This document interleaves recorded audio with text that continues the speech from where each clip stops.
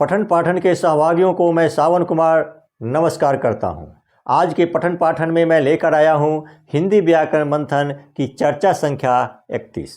चर्चा संख्या 31 में हम आज चर्चा करेंगे कर्म और क्रिया के मेल संबंधी नियम ख।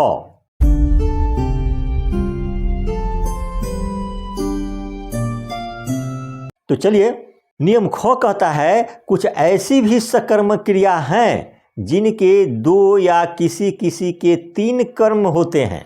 सकर्मक क्रिया के बारे में हम पहले चर्चा कर चुके हैं। सकर्मक क्रिया में क्या लगा के जब प्रश्न करते हैं, अगर उसका उत्तर मिलता है तो वह निस्संदेह सकर्मक क्रिया है।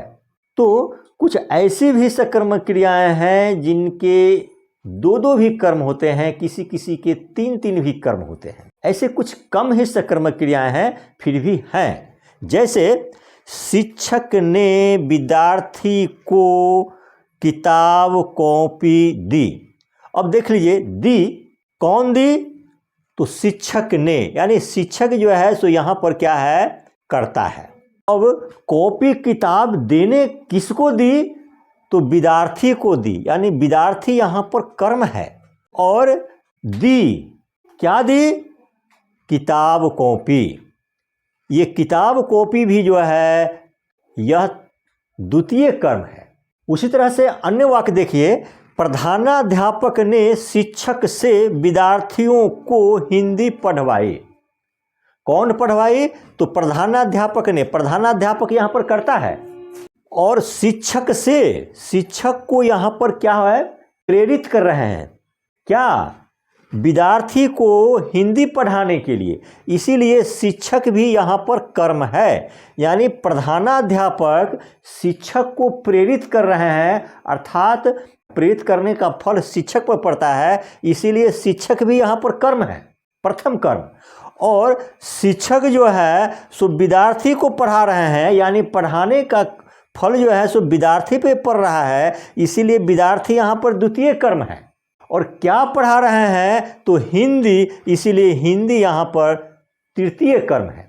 यहाँ पर हम देख रहे हैं कि एक ही वाक्य में तीन कर्म है, शिक्षक से विद्यार्थियों को और हिंदी, यानी शिक्षक, विद्यार्थी और हिंदी तीन कर्म है। यानी पढ़ाना एक ऐसी क्रिया है जिसमें तीन क्रिया कर्म हो सकते हैं। हमारे कहने का मतलब ये रहा कि यदि वाक्य में विभक्ति रहित कर्ता आए हों, विभक्ति रहित कर्म आए हों, तो क्रिया उसी कर्म के अनुसार रहेगी जिस कर्म में विभक्ति नहीं लगी हो।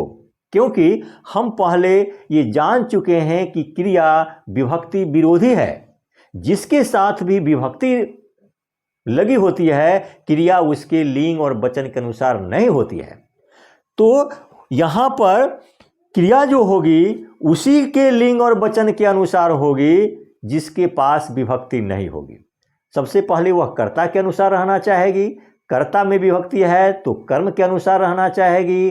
कर्म में विभक्ति है तो द्वितीय कर्म के अनुसार रहना चाहेगी। द्वितीय कर्म में विभक्ति है तो तृतीय कर्म के अनुसार रहना चाहेगी। यदि सभी कर्मों में विभक्ति लगी हुई है तो वह एक वचन अन्य पुरुष पुल्लिंग रूप में रहेगी। ये कर्ता या कर्म या क्रिया संबंधी मूलभूत यही नियम है, इससे अलग कुछ नहीं है। इतना ही याद करके हम वाक्य की शुद्ध रचना कर सकते हैं। इससे संबंधित अब उपनियम 1 पे विचार करते हैं। उपनियम 1 कहता है, वाक्य में यदि विभक्ति युक्त कर्ता के साथ एक विभक्ति युक्त कर्म तथा एक विभक्ति रहित कर्म आए हों तो क्रिया विभक्ति रहित कर्म के अनुसार होगी। जैसे सोहन ने रमेश से चिट्ठी लिखवाई। अब देख लिए, कौन लिखवाई? तो सोहन ने। सोहन तो यहाँ करता है, लेकिन इसमें भी विभक्ति लगी हुई है, इसीलिए हमें इस पर भी विचार नहीं करना है।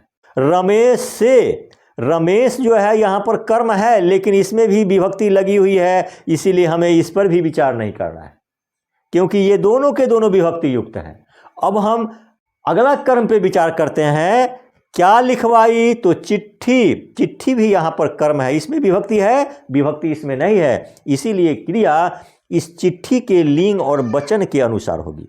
इसीलिए यहाँ पर लिखवाई, ई जो है तो स्त्रीलिंग रूप में है और चिट्ठी एक वचन में है, इसीलिए इसमें अनुस्वर नहीं दिए हैं, यानी एक वचन स्त्रीलिंग रूप का प्रयोग किया गया। उस तरह से अन्य वाक्य देखते हैं, शिक्षक ने विद्यार्थी को हिंदी पढ़ाई। कौन पढ़ाई? तो शिक्षक ने। शिक्षक यहाँ पर करता है, किसको पढ़ाई? तो विद्यार्थी को। विद्यार्थी यहाँ पर प्रथम कर्म है, लेकिन इसमें को विभक्ति लगी हुई है, इसीलिए इसकी विद्यार्थी के लिंग और वचन के अनुसार भी क्रिया नहीं होगी। अब हम अगला कर्म देखते हैं, क्या पढ़ाई? तो हिंदी पढ़ाई। हिंदी में विभक्ति नहीं लगी हुई है, इसीलिए क्रिया जो है हिंदी के लिंग और वचन के अनुसार होगी। हिंदी एक वचन स्त्रीलिंग में है, इसीलिए पढ़ाई भी एक वचन स्त्रीलिंग में आई है। ई जो है स्त्रीलिंग का प्रतीक है और इसमें अनुस्वर नहीं दिया है, इसलिए एक वचन में है। अर्थात पढ़ाई एक वचन स्त्रीलिंग रूप में आई है, क्योंकि हिंदी भी एक वचन स्त्रीलिंग में है।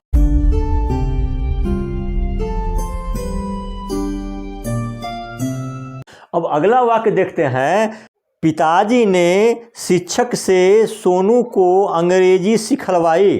कौन सिखलवाई? तो पिताजी ने। पिताजी यहाँ पर कर्ता हो गए।